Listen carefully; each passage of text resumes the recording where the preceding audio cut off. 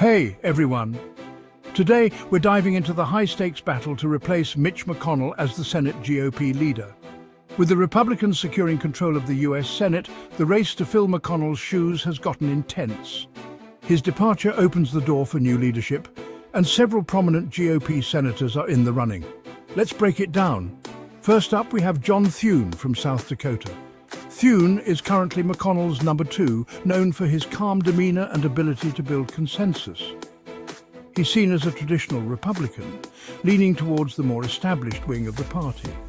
On the other side, we've got John Cornyn from Texas. Cornyn has previously held the number 2 spot in the Senate and is considered closer to the conservative base. He's a skilled political operator and has a long history of fundraising for the GOP. But wait, there's more. Florida Senator Rick Scott is also in the mix. Scott, a staunch Trump ally, could act as a spoiler in this race.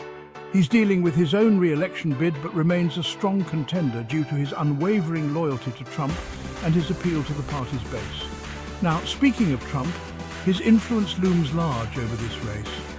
Both Thune and Cornyn have been courting Trump's endorsement, knowing full well that his backing could be a game changer. Trump has been vocal and active, attending campaign events and meeting with both candidates.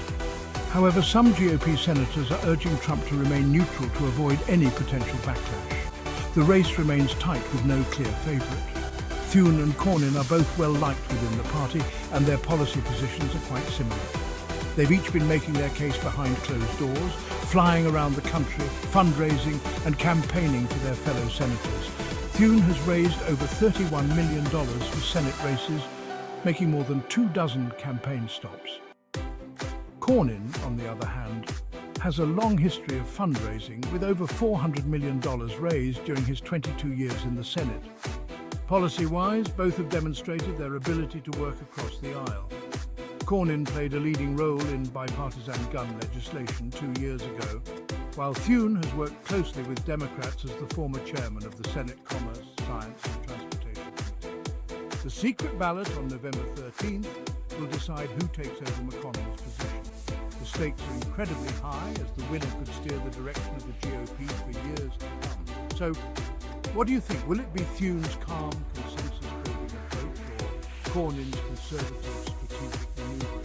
Or could Rick Scott shake things up? One thing is for sure, the outcome will shape the future of the Republican